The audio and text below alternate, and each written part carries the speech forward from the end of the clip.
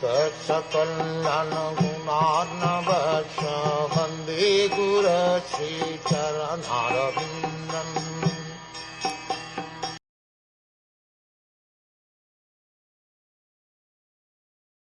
O never born, O blue-throated one, not only my relatives but also other women, dressed in nice clothes and decorated with ornaments, are going there with their husbands and friends.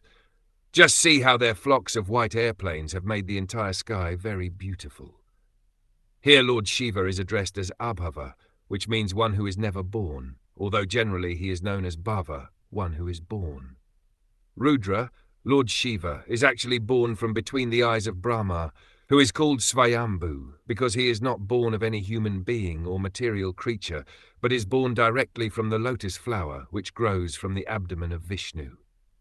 When Lord Shiva is addressed here as Abhava, this may be taken to mean one who has never felt material miseries. Sati wanted to impress upon her husband that even those who were not related to her father were also going, to say nothing of herself, who was intimately related with him. Lord Shiva is addressed here as blue-throated.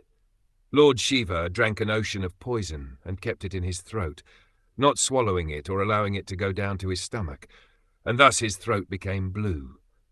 Since then he has been known as Nilakantha, or blue-throated. The reason that Lord Shiva drank an ocean of poison was for others' benefit. When the ocean was churned by the demigods and the demons, the churning at first produced poison. So because the poisonous ocean might have affected others who were not so advanced, Lord Shiva drank all the ocean water. In other words, he could drink such a great amount of poison for others' benefit. And now, since his wife was personally requesting him to go to her father's house, even if he did not wish to give that permission, he should do so out of his great kindness.